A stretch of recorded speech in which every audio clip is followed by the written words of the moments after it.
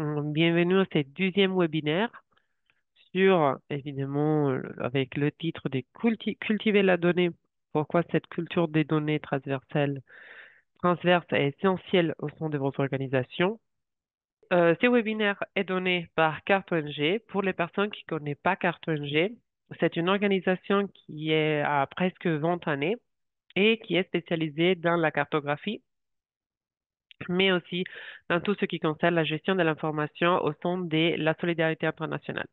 Nos missions étant qu'Carton G, c'est celui d'appuyer, de faire du soutien aux organisations aux acteurs de la solidarité internationale, afin qu'ils puissent améliorer la qualité, la redevabilité, l'efficacité de leurs projets, tout en ayant ce qui est une meilleure et plus responsable cycle de gestion des données, que ce soit des données géographiques ou des données qui ne sont pas géographiques.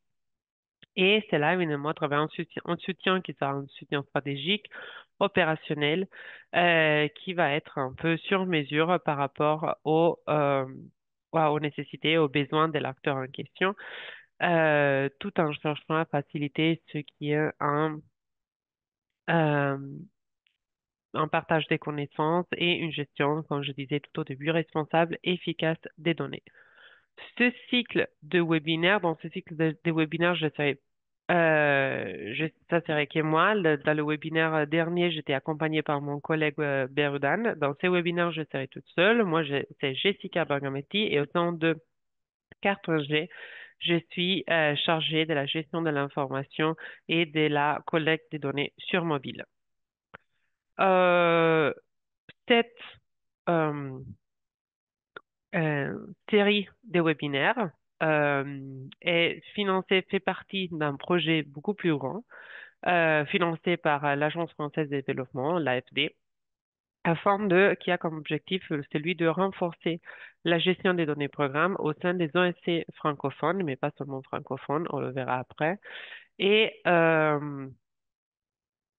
l'idée dans ces projets, dans cette série de webinaires. On a vu cette série de webinaires est composée par 5 webinaires. Tous les 5 webinaires sont centralisés sur la gestion des données programmes. Le premier webinaire, qui était le 17 septembre dernier, euh, c'était plutôt sur le lien entre la gestion de l'information et tout ce qui concerne le suivi et l'évaluation. Et aujourd'hui, on verra évidemment qu'est-ce qu'on, qu'est-ce que c'est la culture des données et pourquoi la culture des données est aussi transversale. On verra plus dans les détails après, évidemment. Et le troisième webinaire qui sera dans un mois, plus ou moins, ça sera sur comment changer la perspective avec une approche locale de la donnée. Ça sera plutôt centralisé sur la conception des localisations de la donnée. Poursuivre avec l'intégration du genre dans la gestion de la donnée. On verra comment vous pourrez euh, intégrer le genre dans chaque phase de la gestion des données. Et pour terminer le 21 janvier, avec un webinaire sur comment anticiper et gérer les risques de votre gestion des données. Évidemment, cette série de webinaires, c'est une première série à laquelle qui va être suivie par autres 3 séries de webinaires, plutôt vers le printemps, l'automne 2025 et 2026, alors que voilà, je vous invite à nous suivre euh, pour pouvoir connaître la suivi de cette première série. Et un peu dans tout, euh, évidemment, c'est un note à mener pour le webinaire d'aujourd'hui, mais en général pour tous les webinaires aussi. Euh, en général, évidemment, on n'a qu'une seule, 1 heure et demie, c'est pas trop, mais on fera de notre mieux pour vous expliquer l'argument et le sujet de notre webinaire avec le temps que nous avons à disposition, mais vous inquiétez pas, tous les, vous avez accès à l'enregistrement de cet webinaire qui sera publié sur notre plateforme YouTube, mais vous aurez aussi avoir accès à la présentation même qu'on va présenter. Évidemment, je vous invite à respecter ce qui concerne tout le copyright, les droits d'auteur. Et au-dedans de la présentation, vous allez aussi avoir toutes les ressources qui sont nommées. Vous allez avoir le lien direct vers ces ressources pour que vous puissiez les consulter dans n'importe quel moment et tranquillement. Tout en parlant des ressources, euh, je vous invite à visiter aussi euh, le portail. C'est un portail des ressources qui a été créé depuis 4 ans, plus ou moins presque 5, qui s'appelle le portail IM, Information Management Resource Portal, qui c'est en anglais, c'est disponible en anglais et en français. Et c'est un portal qui est financé toujours dans le cadre du projet de l'AFD que je venais de mentionner. Donc, vous allez avoir beaucoup des ressources d'intérêt qui sont publiées par le secteur, mais aussi un Learning Corner, un coin d'apprentissage, avec nombreuses boîtes à outils complètement gratuites que vous pouvez consulter sur la gestion des données. Euh, et voilà, on rentre dans les sujets, euh, pardon, voilà, on rentre dans le sujet de notre webinaire, tout ce qui concerne évidemment la culture des données. Et qu'est-ce qu'on va voir aujourd'hui? Aujourd'hui, on verra un peu quelles sont les origines de la culture des données, pourquoi il y a cette nécessité d'avoir une culture des données. On va poursuivre avec une définition ou plusieurs définitions de la culture des données, on verra. On enchaînera sur quels sont les enjeux de la donnée et pourquoi entre les enjeux de la donnée versus 2020 versus 2024, toujours la culture des données apparaître comme un des enjeux principaux pour les ONG locales et pour les ONG internationales aussi. Qu'est-ce qui rend et pourquoi, en fait, c'est toujours un enjeu, pourquoi est autant essentiel, pour quelles sont les raisons qui rendent la culture des données essentielle, et on terminera sur certains outils et ressources que vous pourrez utiliser au sein de votre organisation pour monter en compétence, évidemment, sur tout ce qui concerne la culture des données, la gestion des données, etc. On verra, je vous donnerai plusieurs outils et ressources. Je crois que ça va être hyper intéressant. Et comme toujours, on garde ce qui est plus intéressant pour la fin. Alors, on va démarrer et on démarre sur l'origine de la culture des données. Pardon, avant de démarrer, seulement une note. Si vous avez des questions, des doutes, n'hésitez pas à les écrire dans le chat. Je chercherai à répondre à fur et à mesure. En même temps, il y aura toujours un temps à la fin où vous pourrez évidemment poser des questions sur les contenus du webinaire. Et dans des temps en temps, entre voilà, une partie et l'autre de ces webinaires, je chercherai à répondre aussi aux questions qui vont être posées directement dans le chat.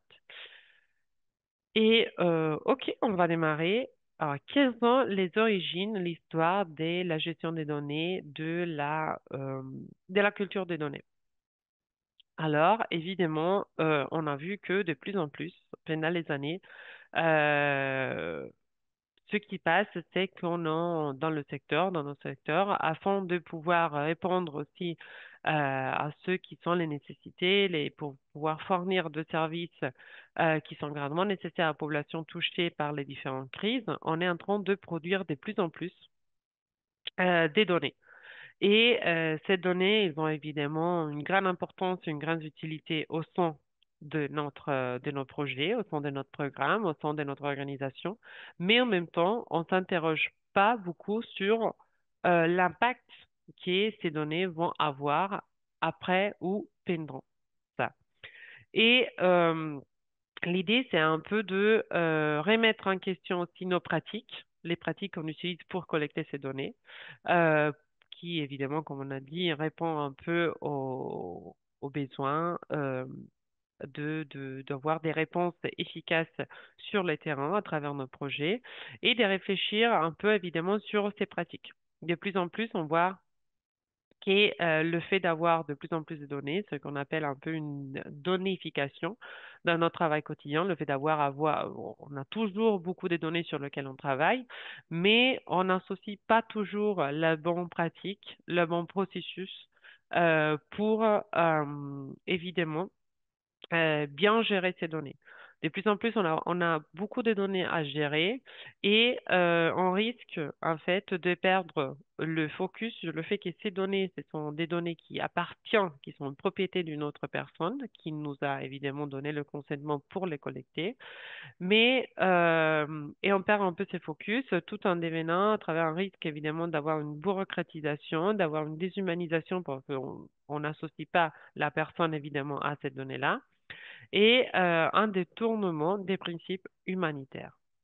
En fait, si on regarde par exemple cette visuelle, on voit que sur un axe, on a évidemment un peu la ligne du temps. Sur l'autre axe, on a évidemment tout ce qui concerne la collecte des données. On voit qu'il y a de plus en plus, tout au long du temps, on a eu une collecte des données primaires qui est allée tout en augmentante à travers aussi des données aussi, qui sont des données primaires qui sont devenues de plus en plus des données secondaires. Et cette augmentation des données, cette données qui ont été collectées a augmenté de plus en plus, surtout à partir du 2009, à travers l'introduction des smartphones, des Android et tous les outils qui peuvent être utilisés, qui peuvent être associés aux dispositifs mobiles pour la collecte des données sur mobile. Et une dizaine d'années plus tard, on s'est en fait interrogé tout en voyant augmenter énormément cette euh, donnée sur comment pouvoir les rationaliser, sur comment pouvoir le minimiser. Et maintenant, à travers aussi de plus en plus l'introduction de la démocratisation de l'intelligence artificielle, on s'interroge dans quelle direction nous allons. Et tout au long, évidemment, dans cette euh, scénario futur, dans les possibilités des différents scénarios futurs qui nous attendent, ça c'est de plus en plus important d'avoir une culture des données à l'intérieur de notre organisation. Les données jouent évidemment un rôle très important au sein des organisations humanitaires, mais pas seulement, dans notre vie de tous les jours. Et si jusqu'à présent, en fait, cette charge, cette responsabilité de bien gérer les données, de toucher les données, de les analyser, de les visualiser, tombait plutôt sur le rôle des personnes qui étaient destinées à la gestion de l'information, soit les information managers, les gestionnaires de l'information, soit un peu plus les personnes qui faisaient du suivi d'évaluation et dans certains cas aussi les, euh, les chefs des projets. Mais plus en plus, l'importance, maintenant, le fait d'avoir ces données qui augmentent, qu'on les utilise un peu d'une façon transversale dans notre organisation, fait que à l'intérieur de notre organisation, on a de plus en plus besoin d'avoir une culture des données, évidemment, transversale, qui n'étant pas seulement euh, sur une personne ou un rôle spécifique, mais qui voilà, est transversale à tous les différents rôles et de notre organisation. Et on s'interroge, alors je vous interroge plutôt sur, je parlais jusqu'à maintenant tout en nominant à fur et à mesure la culture des données, mais si on parle de la culture des données, qu'est-ce que c'est pour vous la culture des données? Alors, je vous demande d'écrire dans le chat et de me dire pour vous qu'est-ce que c'est la culture des données. Si vous devez vous interroger sur voilà, une définition, comment vous pourrez définir la culture des données? Moi, je vous lis dans le chat et je vous interroge. Évidemment, on va découvrir aussi après qu'est-ce que c'est et ensemble. Alors, il y a déjà une première réponse qui dit la culture des données consiste en une compréhension partagée des données par les collaborateurs de l'entreprise qui les utilisent pour leur prise de décision. Alors, c'est intéressant. Là, on commence à voir déjà un élément de compréhension partagée des données par les différents collaborateurs, alors au sein de la même entreprise ou organisation, et une utilise afin que, voilà, la fois d'avoir une compréhension partagée va être utile pour avoir une prise de décision défini. Après, on a une autre. euh, voilà, la culture des données est l'ensemble des règles qu'une organisation met en place pour aider à la prise de décision. OK, merci Miché. Après, on a euh, des autres définitions selon laquelle la culture des données, c'est d'avoir des outils pour récolter ces données, mais aussi de pouvoir ensuite les analyser pour améliorer le projet. Alors, la culture des données, ici, revient plutôt à avoir des outils. Dans l'autre cas, c'est avoir une, une vision, une compréhension partagée des données. Ici, sinon, plutôt des règles, comment l'organisation. La culture des données, c'est l'organisation et l'utilisation des données. OK, si on revient plutôt à l'organisation, l'ensemble des pratiques nécessaires à la prise de décision, l'ensemble des pratiques, j'imagine, liées à la gestion des données. La culture de données, c'est un dynamisme des données depuis la collecte des données jusqu'à son utilisation en assurant une production et une protection, pardon, et la qualité. Alors là, on parle plutôt de gestion responsable des données. Merci. Alors, je vous dis, en fait, que comment entre vous, on peut voir qu'il y a des visions, des définitions différentes.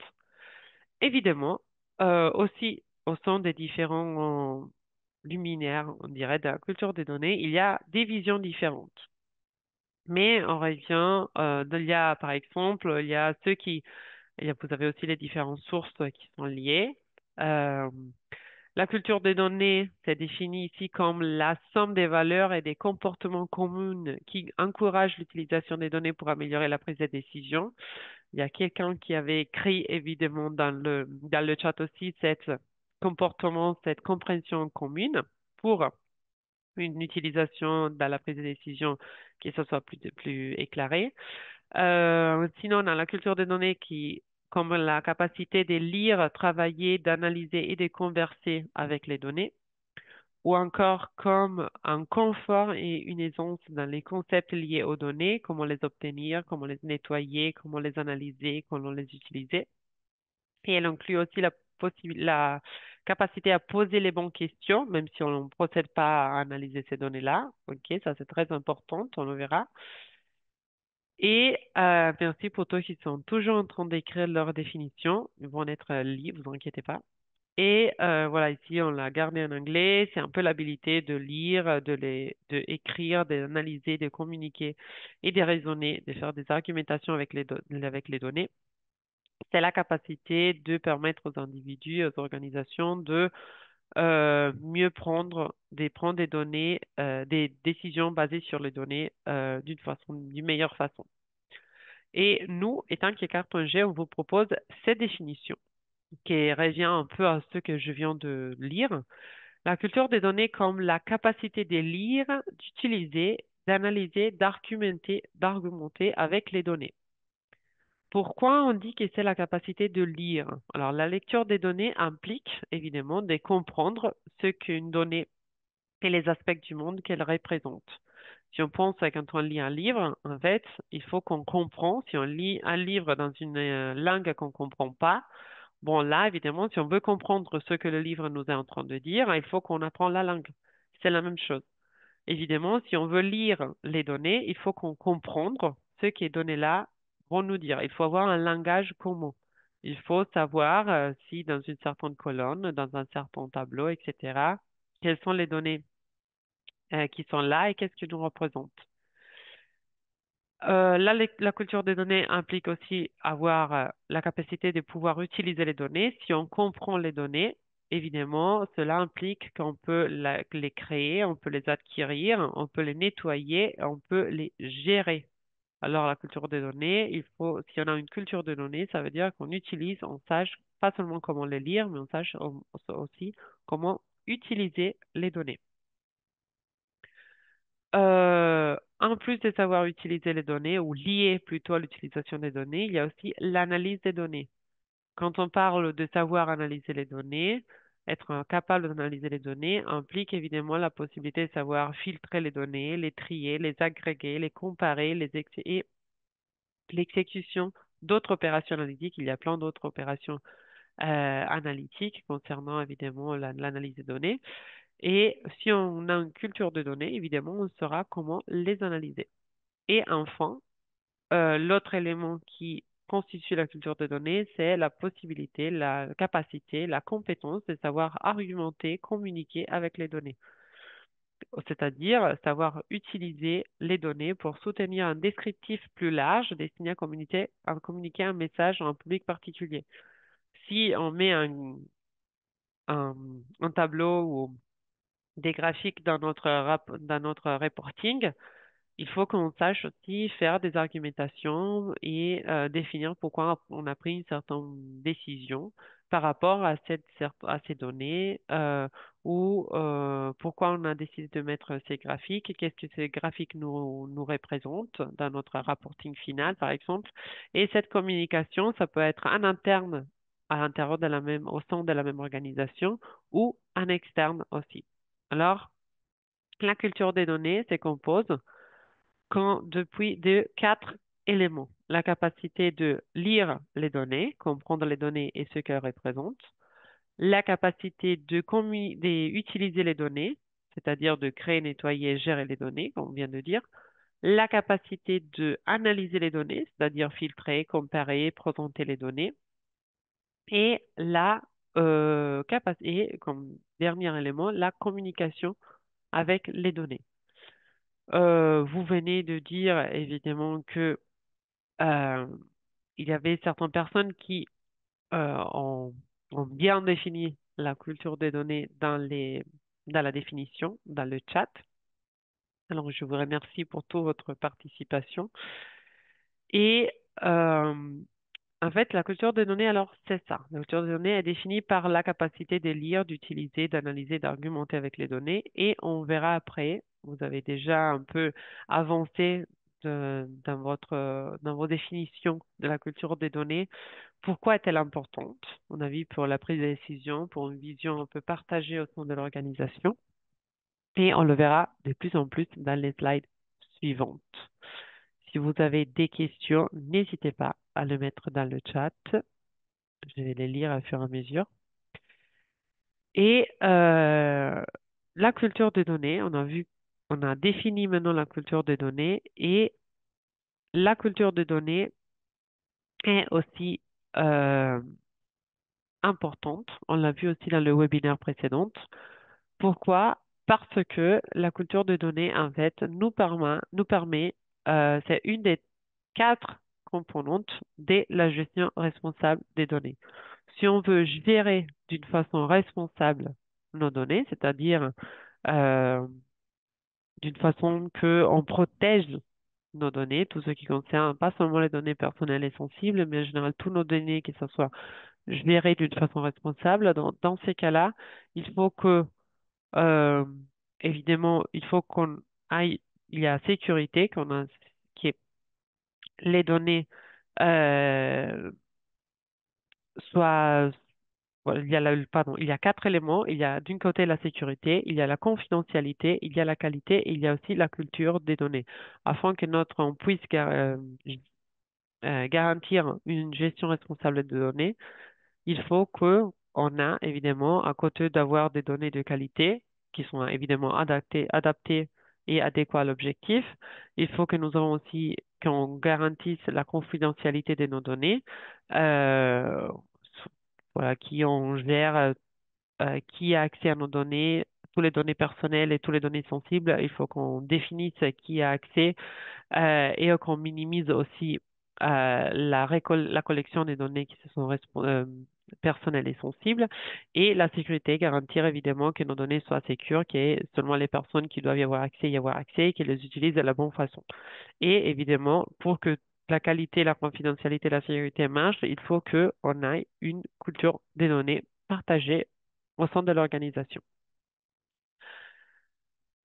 Et sur ça, euh, on enchaîne sur les enjeux des données, les enjeux de la culture des données. Alors, étant que Carton G, en 2020 et en 2024, on a fait des études pour mieux comprendre quels étaient les enjeux, les pratiques et les besoins au sein des ONG.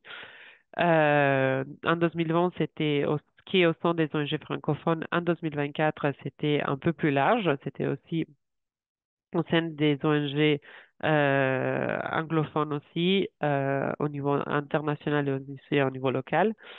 Et en 2020, dans l'étude, en fait, entre les principaux enjeux qui avaient été identifiés par les mêmes ONG, euh, la culture des données était une des principaux enjeux.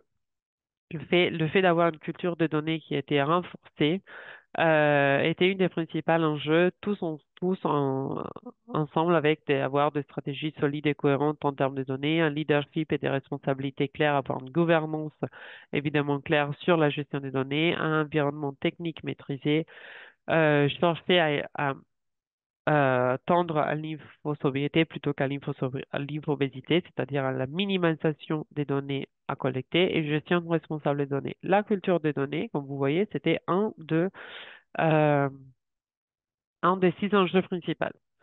En 2024, comme vous pouvez voir, il y a des enjeux nouveaux, mais entre les enjeux prioritaires sur la gestion des données, évidemment des ONG, la culture des données reste toujours comme un des enjeux principaux.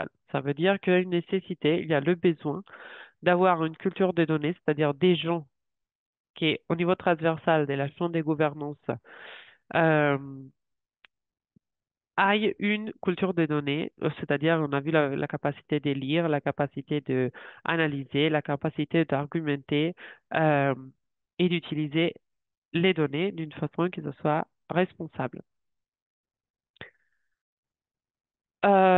Quels sont les autres enjeux ensemble à la culture des données, mais qu'on verra, c'est un peu la base pour qu'on puisse targetiser aussi les autres enjeux. Euh, il y a toujours les enjeux de redevabilité par les populations, l'enjeu des prises de décision basées sur des données qui sont éclairées, la nécessité d'avoir des stratégies de données solides et cohérentes, la gestion responsable des données et la standardisation dans le partage des données. Mais ensemble, à ces enjeux qui un peu venaient aussi des études de 2020, que je vous invite à lire, va être publié aujourd'hui même, alors qu'elle est en train d'être publiée au même temps que ces webinaires. Et vous pouvez le voir sur le Lion Portal, je vous l'enseignerai après. Ensemble à ces enjeux, il y a aussi 2 enjeux, ou plutôt 4 enjeux nouveaux. C'est la gouvernance des données et la localisation.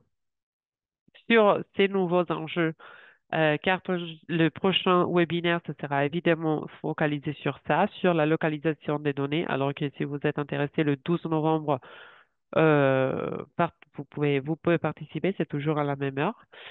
Il y a aussi l'autre enjeu qui est celui de la cybersécurité, tout ensemble les environnements légaux et contractuels. On voit de plus en plus, pas seulement l'RGPD qui est utilisé, mais de plus en plus, beaucoup des pays sont en train de monter en compétence et à produire des lois pour la protection des données au sein de leur propre territoire. Alors, faites attention à ça.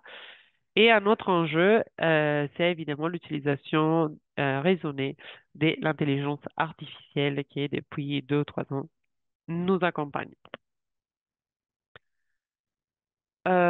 Pour répondre à la question que je vois apparaître dans le chat, j'imagine que cette étude comparative entre 2020 et 2024, oui, l'étude qui va être publiée aujourd'hui prend en considération évidemment aussi une côté comparatif entre les enjeux qui avaient été identifiés en 2020 et les enjeux qui avaient été qui ont été identifiés cette année, mais aussi cherche à entrer de plus en plus dans les détails dans les enjeux des données 2024. Dans Il y a une étude 2020, que c'est celui qui vous voyez, voilà, ici, sur lequel vous avez aussi le lien, et vous aurez aussi avoir le lien pour l'étude 2024, qui évidemment, oui, fait un peu la comparaison par rapport aux enjeux qui avaient été identifiés et aux besoins pratiques qui avaient été identifiés en 2020, mais cherche aussi à focaliser sur, voilà, les nouveaux scénarios et les nouveaux enjeux sur lesquels on va se projeter pour les années à venir. Et pour revenir sur euh, sur la gouvernance et la localisation, en fait, la manque d'une culture de données au sein des organisations est aussi nommée entre les enjeux, les besoins principaux au sein des organisations nationales ou locales sur entre les contraintes qui sont rencontrées pour chercher à améliorer la gestion des données programmes. Alors, c'est important. Alors, ce qu'on comprend du fait d'avoir que la culture des données est toujours un enjeu et le fait d'être considéré comme un contrainte. C'est le fait qu'il faut chercher à monter en capacité au sein de votre organisation en termes de culture des données, en termes de capacité de savoir lire, utiliser, analyser et argumenter vos données. Et dans ce sens-là, pourquoi c'est toujours une contrainte? Pourquoi on a cette besoin? Pourquoi la culture des données est considérée autant essentielle? Parce que, dites-moi, dites-moi dans le chat pourquoi, selon vous, la culture des données, maintenant, est considérée autant essentielle au sein de votre organisation. Pourquoi savoir lire, écrire, argumenter, utiliser les données euh, et argumenter les données est autant essentiel dans les organisations, que ce soit des organisations internationales ou des organisations locales. Alors, parce que sans données, pas de décision à prendre. Ok, merci. Merci pour la réponse. Allez-y. Cela aide à prendre à la prise de décision. Ok, aussi. Après, il y a aussi des organisations qui prennent des décisions qui ne sont pas basées sur les données ou prennent des décisions on a des données, mais à la fin, la décision est prise d'une direction contraire ou pas parallèle à ce que les données nous disent. La bonne exploitation des données permet l'efficacité des décisions des organisations. OK. La culture des données est considérée comme essentielle parce qu'elle permet de mieux planifier et orienter les interventions. OK. Il y a une côté prise de décision, un côté meilleure planification et orientation des interventions. Une meilleure capitalisation, apprentissage, c'était nommé aussi avant, merci, pour mettre une meilleure capitalisation et apprentissage. Pour le suivi des actions, la gestion des risques et l'orientation des décisions, évidemment aussi. OK. Et pourquoi est essentiel que ça soit transversal? Je vous demande pourquoi est essentiel qu'il y ait n'importe quel niveau à n'importe quel niveau, n'importe quel rôle, que ce soit des dirigeants, que ce soit notre équipe terrain, que ce soit notre énumérateur, que ce soit notre mille officiers, notre charge de terrain et officier est essentiel qui aille une culture de données. La redevabilité, OK, pour la redevabilité envers le bailleur, ça oriente une prise de décision efficace.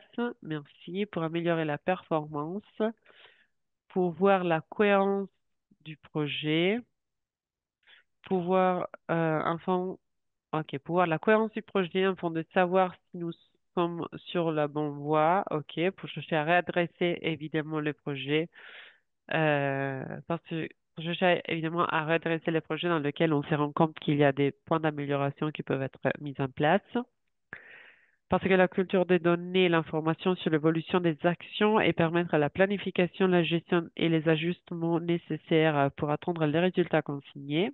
Dans le cadre des résultats, merci. Les données servent à une bonne capitalisation et aident dans les orientations et axes stratégiques d'une organisation. Pour une meilleure pérennisation des actions, OK.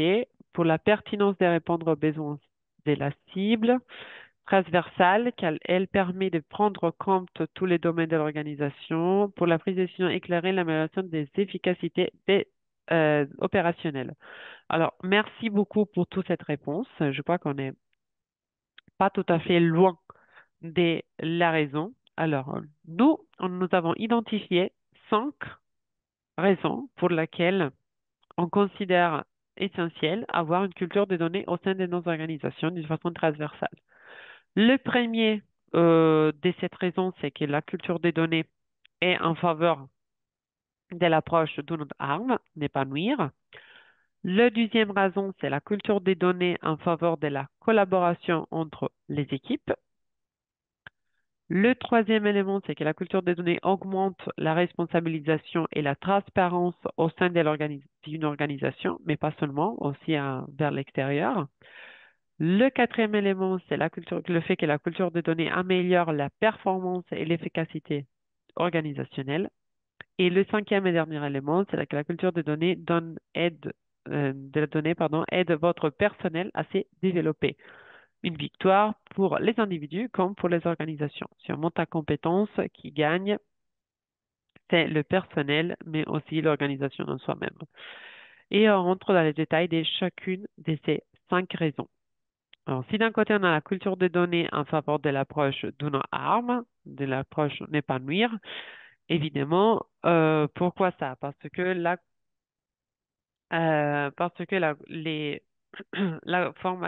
formation à la culture des données peut permettre aux équipes de comprendre les données, d'apprendre à remettre en question ce qu'elles disent, d'identifier les préjugés d'interprétabilité et chercher à résoudre aussi des problèmes éthiques qui sont liés en fait.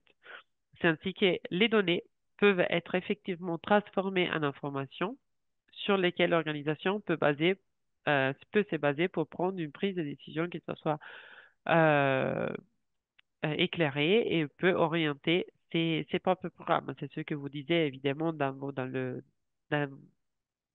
chat.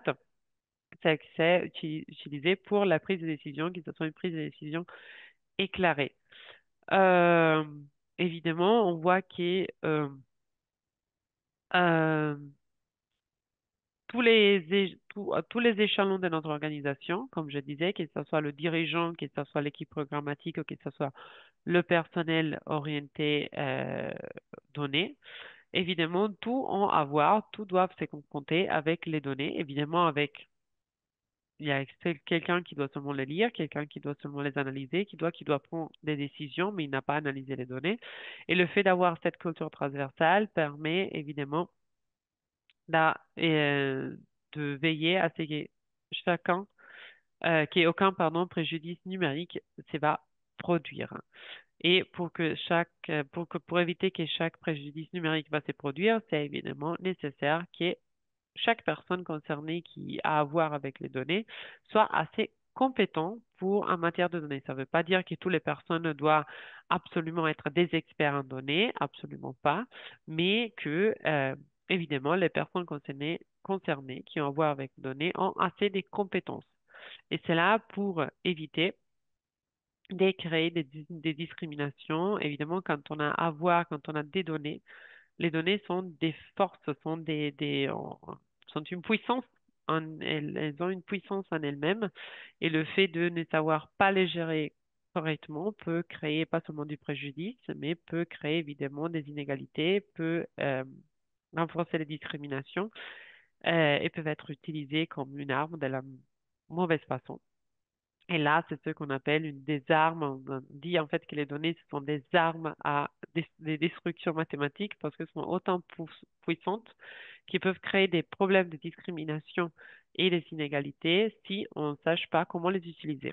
Et c'est pour ça que, euh, comme on disait, la culture des données en faveur de la collaboration entre les équipes évidemment se base sur le fait que ce soit les dirigeants soit les équipes programmes, soit les personnels orientés données, sachent comment les utiliser.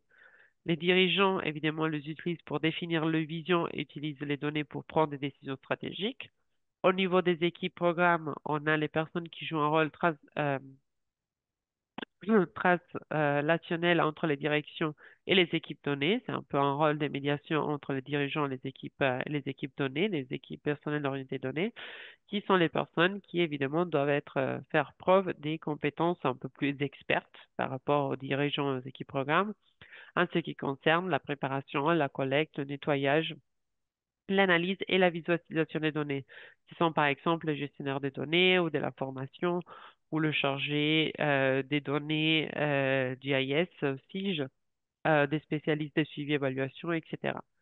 Évidemment, chacun entre ces trois sphères, on dirait, si connaît, si les dirigeants, les équipes programmes et les personnels ont une culture de données, ça veut dire sachent comment lire, écrire, utiliser les données, les analyser et les argumenter. Et cette vision, cette culture est la même. Ça veut dire qu'elle est partagée entre l'organisation. C'est une culture commune à l'organisation. Évidemment, la collaboration entre les équipes, c'est meilleur parce on communique mieux, on prend une prise de décision basée sur des processus qui sont communs entre l'un et l'autre. Et ça, c'est évidemment important pour que, euh, et là, on arrive sur le troisième élément, pour que on augmente une responsabilisation, une transparence au sein d'une organisation. Si entre les dirigeants, les équipes programmes et les équipes données, qui sont un peu les spécialistes, les experts des données, tout le monde maîtrise un langage commun et évidemment toutes les personnes au sein de l'organisation se posent les mêmes questions, se posent les bonnes questions.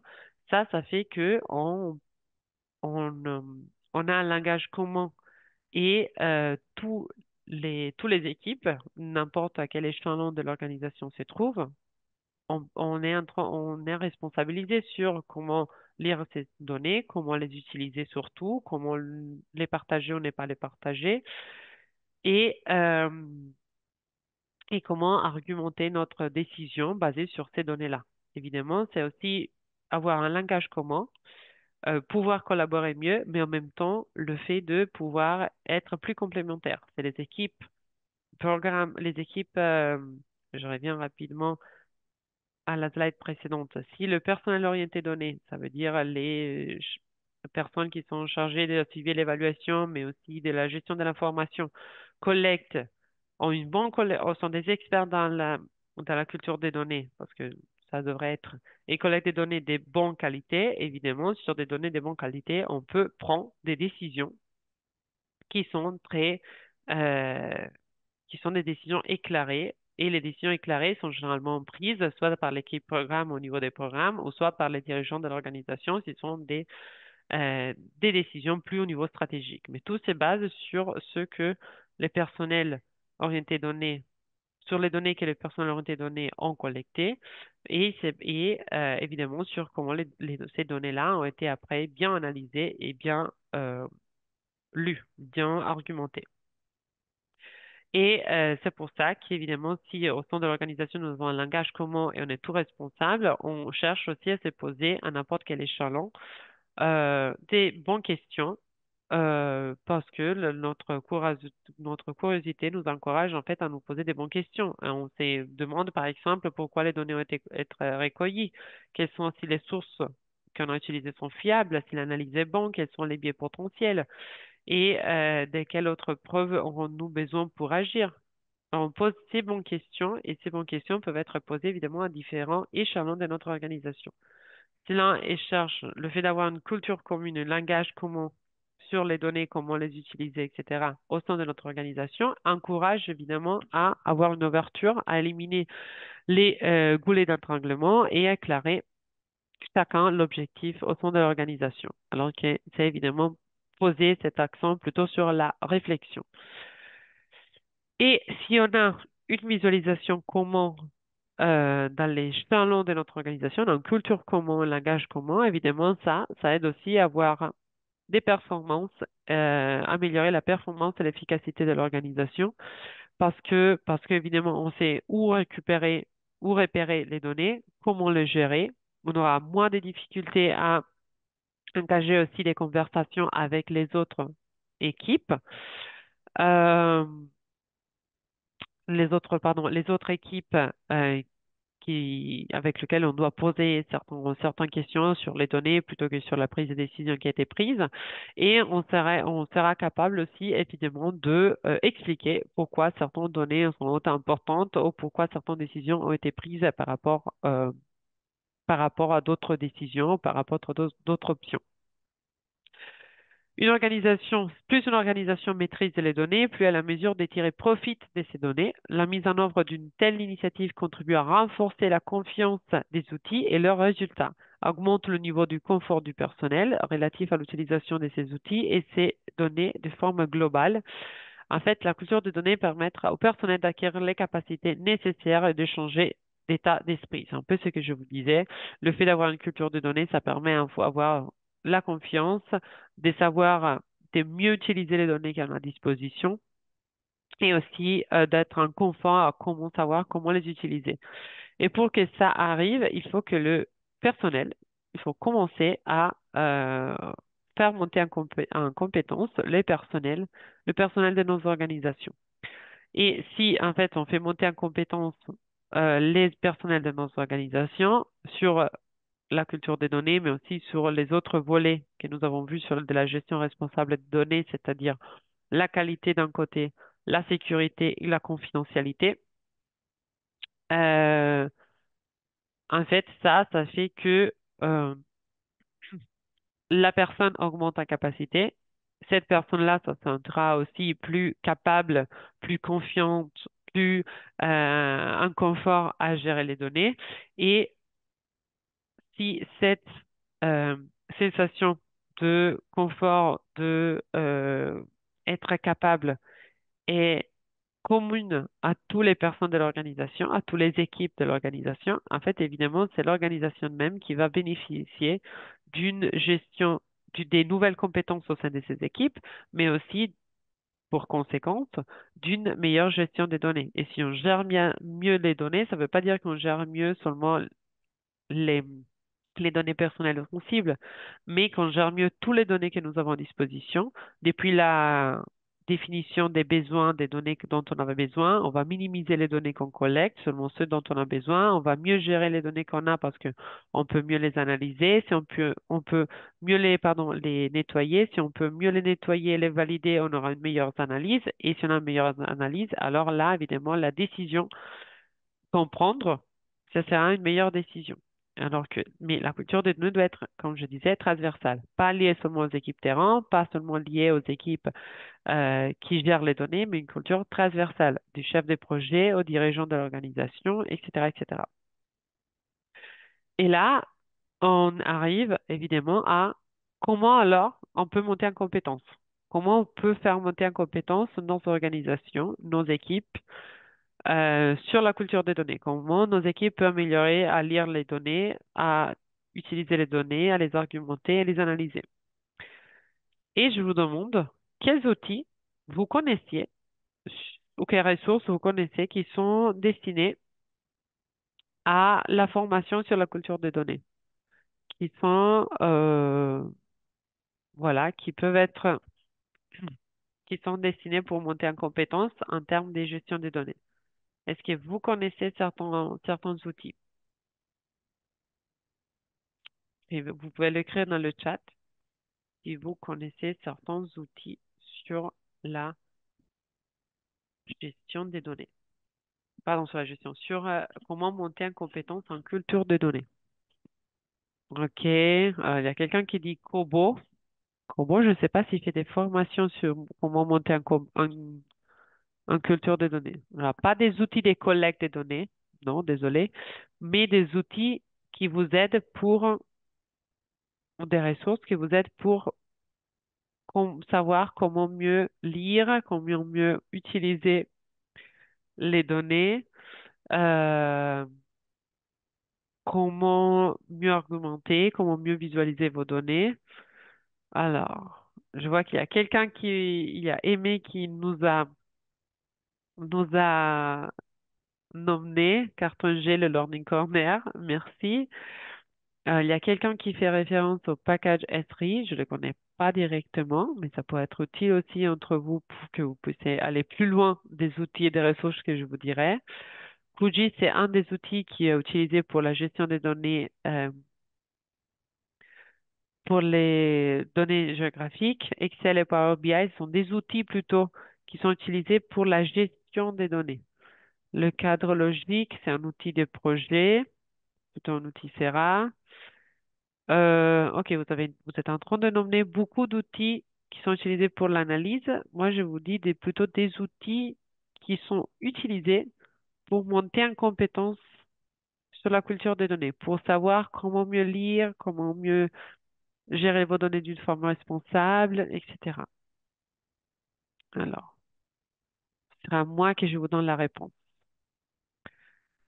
Alors, si vous voulez monter Corner Store, on demande une plateforme qui propose des formations diverses dans les données. OK, merci Carmel. Voilà.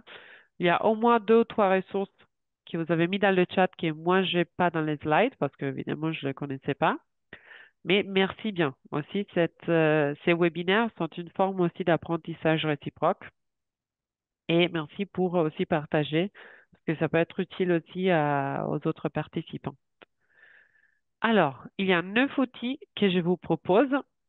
Chaque outil a ses propres approches différentes, mais ce sont des outils que vous pouvez utiliser au sein de votre entreprise pour chercher à définir une culture des données transversale euh,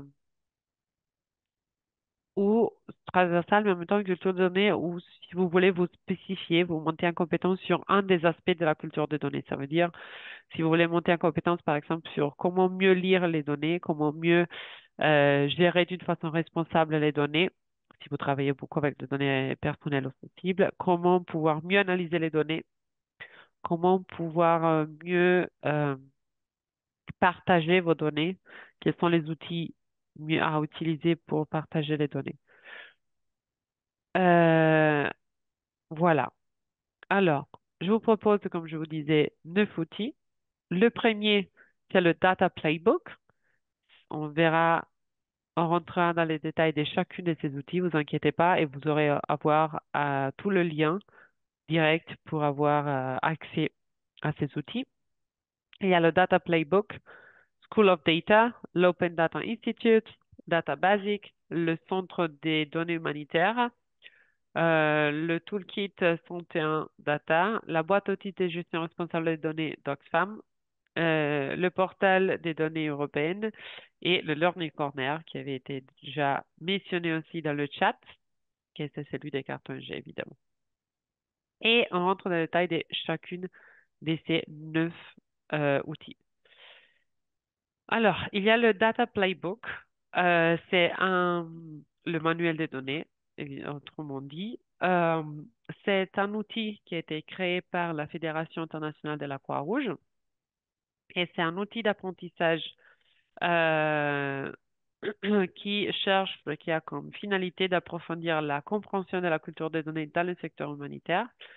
A été déjà publié, une 10e édition a été déjà publiée et le Data Playbook est divisé en 9 modules qui cherchent évidemment à aider les organisations à développer leur propre activité. Et il y a une module sur, par exemple, comment démarrer avec les données, comment concevoir comment concevoir des projets axés sur les données, comment partager les données, la gestion responsable des données, tout ce qui concerne sécurité et confidentialité qu'on mentionnait avant, et aussi la manière dont les organisations peuvent aborder des questions relatives à la qualité des données. Il y a aussi des éléments de qualité. À qui s'adresse cette, euh, cet outil? C'est plutôt pour les formateurs et les facilitateurs qui cherchent évidemment à former leur propre entreprise, alors que si vous êtes formateur, un facilitateur et vous voulez monter en compétence un peu plus, ou vous voulez utiliser les outils qui sont proposés par le Data Playbook, allez-y, c'est complètement libre et ouvert à tout le monde. Et aussi peuvent être utilisés par un peu les responsables d'initiatives orientées données au sein de leur organisation. Par exemple, si vous êtes en charge CERA ou vous êtes en charge de gestion de l'information, d'être au sein de votre organisation, vous voulez faire monter en compétence les autres membres de vos équipes sur la gestion des données pour avoir évidemment vous après des données de qualité avec lesquelles travailler, vous pouvez l'utiliser. Comme je disais avant, tous les tous les ressources sont, euh, il y a le lien. Maintenant, je vous montre seulement un lien pour que vous puissiez voir. Évidemment, oui, vous pouvez voir. Ça, c'est le lien direct au l'outil. Il y a une nouvelle version par rapport à celle précédente. La version précédente est toujours disponible, vous inquiétez pas. Et ici, comme je vous disais, il y a les différents modules et chaque module est, par exemple, sur l'essentiel des données, la culture des données, les projets qui sont euh, orientés données, la donnée responsable, la visualisation des données, etc. Et si vous rentrez, euh, vous avez toutes les activités à faire. Il y a pas mal d'activités, pas mal de théories, mais il y a surtout pas mal d'activités à faire en termes en termes de jeux. Il y a pas mal de jeux à faire qui aident évidemment à changer, à monter en compétences. Euh, voilà. Je sais pas s'il y a des questions. Je regarde le chat à fur et à mesure. N'hésitez pas à m'écrire des questions. Un autre outil, dans ce cas-là, c'est plutôt un site web. Ça s'appelle l'école des données. C'est School of Data. Dans ces cas-là, c'est un réseau international composé par des organisations, 13 organisations et excusez-moi, une centaine de personnes qui sont actives dans le domaine des données. Ils ont mis en place des programmes d'éducation en matière de culture de données, mais aussi des programmes de recherche et de développement de nouvelles méthodologies. Et cette organisation, cet réseau, offre aussi des cours en ligne ou hors ligne, en présentiel, mais aussi en distanciel, des cours en ligne, qui sont euh, offerts pour les organisations, mais aussi pour les individus. Alors qu'étant que consultant, par exemple, vous êtes intéressé à monter en compétence dans ces domaines, allez-y, vous inquiétez pas. Et ce qui est intéressant de School of Data, c'est le fait qu'ils ont aussi un podcast, une série de podcasts qui s'appelle Data is a Team Sport. Les données sont un sport d'équipe que vous pouvez évidemment pouvoir écouter avec des bonnes pratiques qui sont mises en place qui sont partagées, des leçons apprises, voilà, dans le secteur qui pourraient être évidemment utilisées. À qui peut avoir accès, dans le sens tout le monde peut avoir évidemment accès à ces sources, mais à qui est plus destiné euh, cet outil, plutôt aux personnes qui sont engagées dans un cours d'apprentissage personnel sur l'utilisation efficace des données, allez-y. Le formateur, le facilitateur, comme je disais, qui veut chercher voilà, qui sont en train de préparer leur formation pour faire monter leurs équipes en- sur les données et sur la culture des données, et aussi aux organisations qui travaillent en collaboration avec les organisations de la société civile pour chercher à développer euh, la maîtrise des données. Alors qu'ici, il y a un autre, comme je vous disais avant, vous avez toujours la possibilité voilà, vous avez toujours le lien et ici, vous avez tous les cours en ligne qui sont disponibles. Euh, Après, nous avons le troisième et le troisième qui est l'Open Data Institute, c'est l'institut sur les données Open Data. Et dans ces cas-là, ils offrent des formations aux entreprises, mais aussi aux organisations gouvernementales ou non gouvernementales sur la création, la publication et l'utilisation des données. Il y a un nouveau programme sur la culture des données qui vient d'ouvrir et auquel vous pouvez participer. C'est de l'apprentissage en ligne complètement gratuit. Il y a de plus en plus aussi des données sur l'intelligence artificielle et l'utilisation des données à travers l'intelligence artificielle. Et même quel autre élément, même quelle autre source vous pouvez avoir accès tant que personne, tant qu'individu, comme consultant, et tant que formateur ou facilitateur si vous êtes en train de perfectionner sur la protection des données. Vous voulez aussi devenir des professionnels certifiés, soit parce que cet euh, outil offre aussi des certifications. Et on a enfin le membre de la direction, c'est aussi dirigé pas mal aux dirigeants des organisations parce qu'il y a une gamme de formations et supports destinés aux cadres supérieurs, aux échelons un peu plus hautes de l'organisation en tant que directeur. euh, avec pour développer évidemment des compétences et des programmes en maîtrise des données, alors que si entre vous, il y a un directeur ou directrice des différentes organisations, n'hésitez pas à vous inscrire. Un quatrième, c'est évidemment le Data Basic. C'est une plateforme d'apprentissage, toujours évidemment sur les données, avec beaucoup d'outils gratuits, surtout pour les débutants. Et l'approche qui a cet outil, c'est plutôt basé sur l'art, en faisant voilà, de l'apprentissage des données avec des exercices qui sont un peu plus ludiques, alors que cela, vous pouvez aussi l'adapter par rapport au public avec lequel vous êtes en train de travailler. Et il y a pas mal d'activités, surtout le projet qui s'appelle Projet des cultures de données, qui propose des activités d'auto-apprentissage, alors que c'est à faire un apprentissage à son propre pas, à son propre temps, ce qui est adapté aux personnes de tous les niveaux et surtout aussi aux personnes des ONG qui commencent à s'approcher à la culture des données. Et voilà, c'est plutôt une approche qui est pour les formateurs, les facilitateurs, pour trouver des supports d'apprentissage pratiques pour commencer le débat sur la culture des données, mais aussi pour les organisations qui cherchent à changer leur vision et à monter en compétence sur ces thématiques. Le cinquième, c'est le Centre for Humanitarian Data, c'est celui qui est géré directement par OCHA.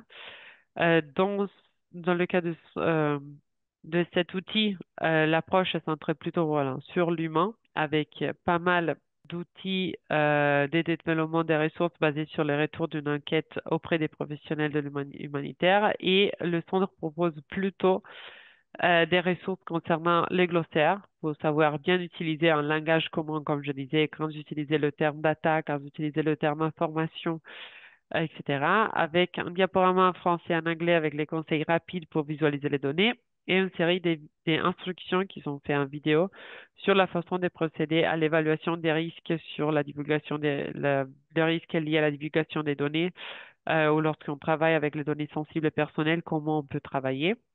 Et cette ressource est destinée plutôt évidemment aux consultants qui travaillent avec des données personnelles, des données sensibles, mais pas seulement, aussi aux personnes des organisations, même aux organisations en général, si vous voulez l'implémenter au sein de votre organisation, et aux formateurs, facilitateurs qui cherchent des contenus adaptés euh, à différentes formations sur les données.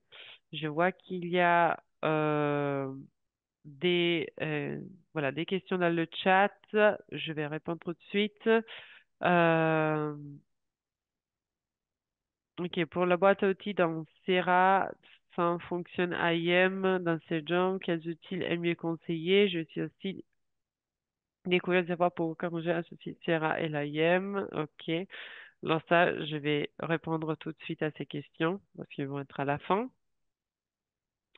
Il y a notre toolkit c'est le toolkit 101 qui a été écrit qui est, pardon, est créé est constitué par une série de webinaires d'ateliers d'introduction aux données conçus par les personnes qui souhaitent voilà, commencer la maîtrise de la gestion des données et la maîtrise de la culture des données en général et comprend plusieurs activités euh, et qui concernent évidemment qu'est-ce que ça peut être considéré une donnée, des directives basées sur les sortages graphiques, euh, comment raconter l'histoire à travers les données, voilà, comment argumenter plutôt sur le volet terme final de la gestion des données. Et c'est plutôt géré aux personnes débutantes qui débutent un peu de la gestion des données, aux formateurs et facilitateurs aussi pour chercher à voilà, introduire leurs ateliers sur les données. En sixième, septième, la boîte à outils d'Oxfam sur la gestion responsable des données. Évidemment, il y a plusieurs ressources, surtout de PowerPoint, des livrets, des cartes vierges, etc., avec des thématiques traitées qui sont un peu toujours surtout la gestion responsable des données, alors qu'ils s'est focalisé vraiment en focus gestion responsable des données personnelles et sensibles, et plutôt adressé aux formateurs et facilitateurs. Huitième, c'est les portails officiels des données européennes, European Data Portal, Data Europa EU. Ici, vous trouverez aussi le lien. Là, c'est hyper intéressant parce que vous allez trouver des modules d'apprentissage en ligne qui ont été développés ensemble avec l'autre organisation que nous avons mentionnée avant, c'est le Open Data Institute. Alors que dans ces cas-là, c'est vraiment focalisé sur la gestion des données dans le secteur. Il y a 17 modules autonomes avec des sujets basiques et avancés. Alors que là, si vous êtes déjà sur la gestion des données au niveau basique, les éléments basiques, euh, vous pouvez commencer. Et chaque module est composé par des vidéos courts une moyenne de 4 minutes chacun et avec certains dispositifs. Et cela fait que voilà, que c'est vous pouvez l'adapter facilement à votre propre rythme. Euh, ok. Alors, je vois qu'il y a des questions. Voilà. La troisième question qui est posée maintenant dans le chat. Bonjour, j'aimerais savoir quel outil est le plus pratique et pourquoi. Voilà. Je suis en train en fait de vous proposer euh, beaucoup d'outils. Je suis en train de vous proposer jusqu'à 9 outils différents, évidemment avec tous les liens disponibles pour que vous puissiez en fait surfer av- avoir la curiosité d'aller voir chacun de ces outils pour comprendre quel est celui qui est que vous sentez le plus proche à vos attentes, dans le sens que n'existe pas un outil qui est parfait. Il y a plusieurs outils. Chaque outil, comme je disais tout au début, a ses propres approches, a ses propres méthodes de vous enseigner. Il y a certains qui ont une approche très basique, certains qui ont une approche un peu plus avancée, des autres qui ont une approche qui vous fait monter un niveau. Par exemple, celui-ci que je suis en train de vous monter sur le European Data Portal. Mais en même temps, ce que vous devez garder en tête, c'est qu'il y a il y a certains outils qui vous proposent, par exemple, 2 séances plus courtes euh, et des autres des séances plus longues, des approches un peu plus ludiques ou moins ludiques. Ça dépend beaucoup des comment vous apprenez mieux. Quelle est la façon, de quelle façon, en fait, vous pouvez mieux apprendre. Alors, c'est pour ça que je vous dis pas, je me sens pas à l'aise à vous proposer qu'un seul outil. Déjà qu'il y en existe plein d'outils différents, mais plutôt je vous invite voilà, à découvrir vous-même quel est l'outil qui ça semble plus proche à vos attentes, à vos besoins et à essayer. Aussi, il y a des outils qui sont disponibles seulement en anglais, il y a des autres qui sont disponibles en anglais et en français. Aussi, la langue, ça peut être voilà, une contrainte ou une opportunité. Alors, n'hésitez pas vraiment à vous limiter, mais plutôt aller penser vous-même, c'est lui qui s'adapte à vos besoins de plus en plus. Et le neuvième et dernier outil que je vous propose, c'est évidemment la boîte à outils qui a été mentionnée aussi par Aimé dans le chat avant. C'est la boîte à outils, le Learning Corner, le coin d'apprentissage de des cartes G qui est développé directement par nous et tant qu'organisation. Vous pouvez trouver je crois que c'est 9 ou plus de boîtes à outils actuellement sur la gestion des données. Il y a évidemment des boîtes à outils sur les premières parts, des autres plutôt focalisées sur l'analyse des données qualitatives, des autres boîtes à outils sur l'analyse des données quantitatives, comment collecter les données sur mobile, quels outils l'utiliser, comment gérer les outils GIS alors, pour gérer les données géographiques, mais aussi pour avoir une gestion responsable des données. Il y a une boîte à outils très grande sur tout ce qui concerne la gestion responsable des données, alors selon évidemment le HGPD. Voilà, ici il y a aussi la boîte à outils, certaines boîtes à outils sur des outils spécifiques, par exemple Survey CTO si vous gérez des données sensibles, c'est un des outils les plus recommandés, ou sinon les outils boîtes à outils Excel, etc. Il y a plusieurs boîtes à outils, n'hésitez pas à rentrer. Ce sont des boîtes à outils qui sont mises à jour à fur et à mesure et ce sont des boîtes, il y a des boîtes à outils nouveaux qui vont sortir.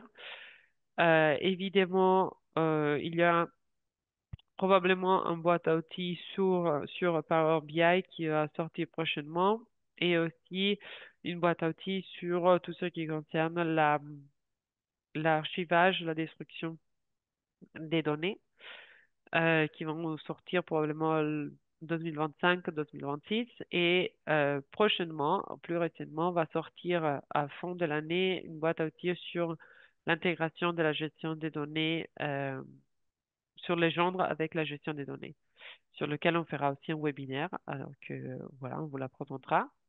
Et ça, c'est le Learning Corner. Ici aussi, évidemment, vous avez le lien qui vous amène directement au coin d'apprentissage. Et celle-ci, oui, est disponible en anglais et en français.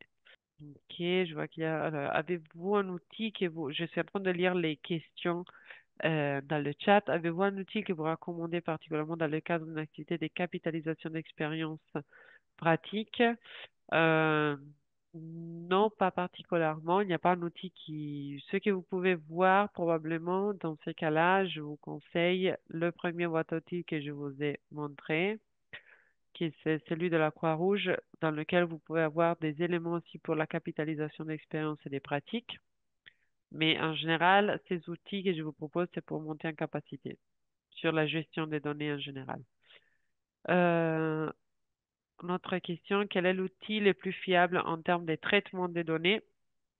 Alors, ça dépend ce que vous entendez avec traitement des données. Si on est en train de ok, quels outils est plus fiable en termes de traitement des données, ça veut dire, je suis en train de penser, sur le traitement des données, ça veut dire ce que vous entendez avec ça. En général, si ça fait référence à comment traiter les données personnelles et sensibles, comment les collecter après le gérer, je vous conseille Survey CTO, mais c'est un outil avec, c'est pas gratuit, c'est paiement, mais c'est un des outils les plus conseillés pour la gestion des données personnelles et sensibles. Et à ce point-là, si vous voulez rentrer plus dans les détails de cet outil, il y a la boîte à outils sur notre Learning Corner. N'hésitez pas à aller la visiter. Et sur ça, on va aussi un peu clôturer avec le message clé avant de laisser l'espace évidemment à certaines questions ou doutes que vous avez, qui sont remontés tout au long de la session et que vous n'aurez pas écrit dans le chat. Quels sont alors les messages clés que vous avez retenus euh, par rapport à cette séance?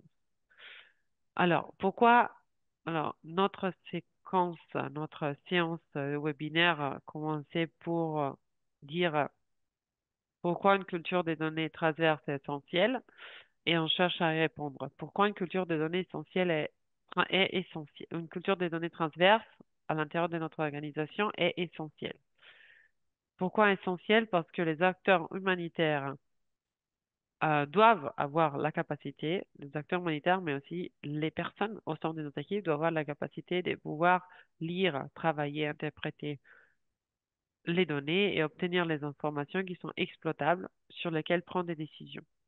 Mais afin que ces informations soient exploitables et puissent être utilisées pour prendre des décisions, il faut que nos équipes puissent euh, collecter des données de bonne qualité, puisse interpréter, nettoyer les données d'une bonne façon, puisse interpréter les données d'une façon correcte et pour que puisse prendre une décision opérationnelle, que ça soit éclairée et définie, et efficace et efficiente en même temps. Et pour faire ça, c'est évident que afin que nos équipes soient autonomes, afin que nos équipes montent en capacité, cette nécessité de monter en capacité ne doit pas venir d'une personne seulement, d'une personne qui joue. Et toute cette responsabilité ne peut pas se baser sur une personne, sur un rôle spécifique au sein de notre organisation, mais nos organisations, dans leur complexe, euh,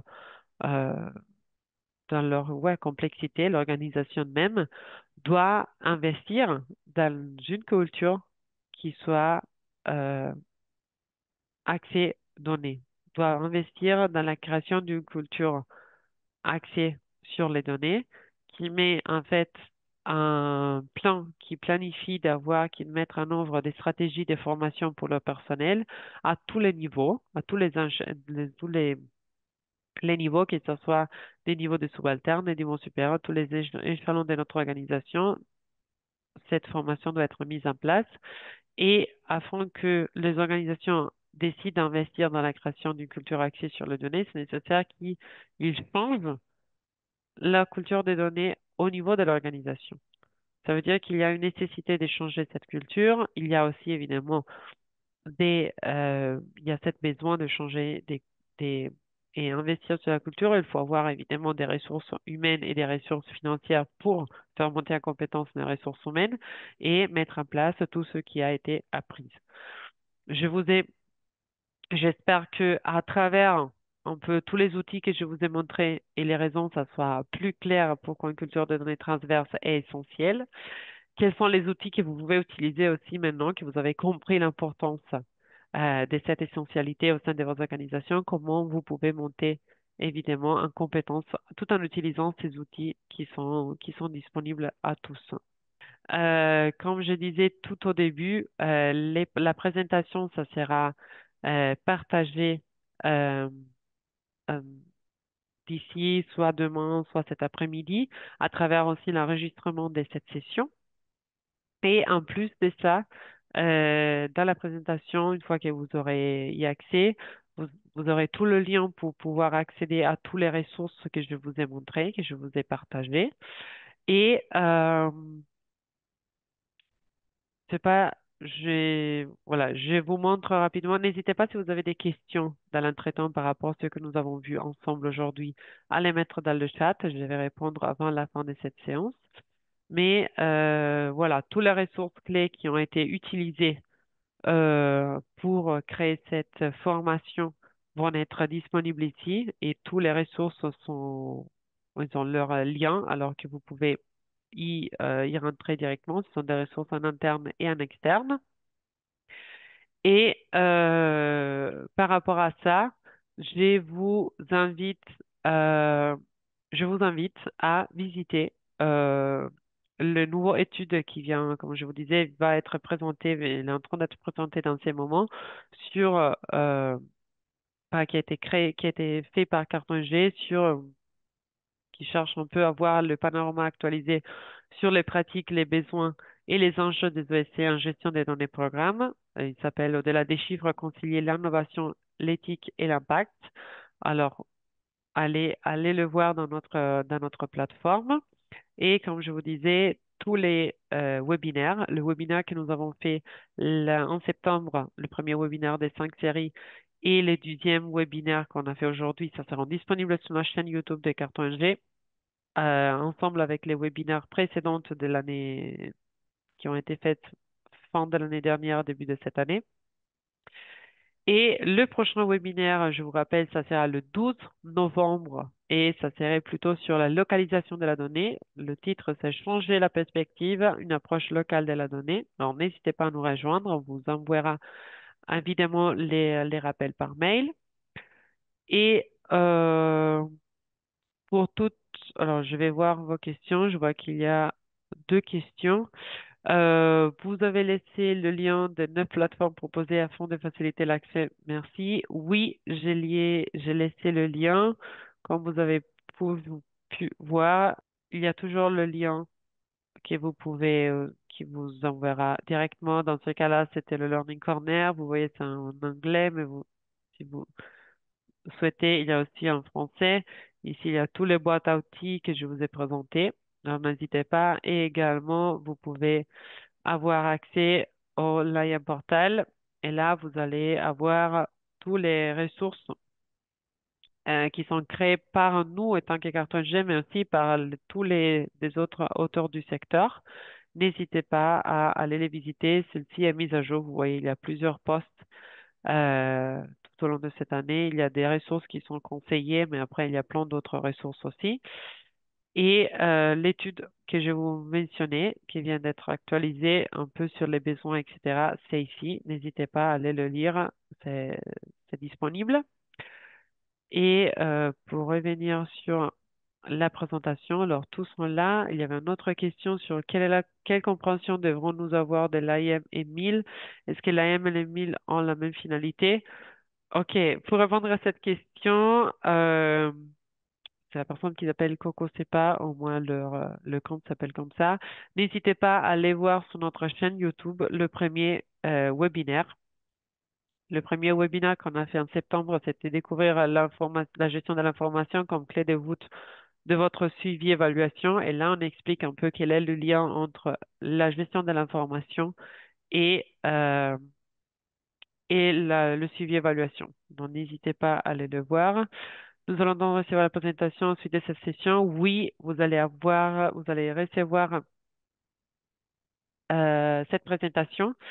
Ensemble à la présentation, on vous présentera aussi, on vous donnera, pardon, aussi un lien pour pouvoir accéder à l'enregistrement de cette présentation et aussi euh, à voilà, un formulaire de satisfaction. N'hésitez pas, s'il vous plaît, à remplir cette formulaire. On vous demande aussi un peu quel est votre ressenti pour qu'on puisse évidemment nous aussi améliorer nos webinaires et notre forme de vous présenter. Mais en même temps, n'hésitez pas aussi à ajouter dans le formulaire vos attentes pour les prochains webinaires.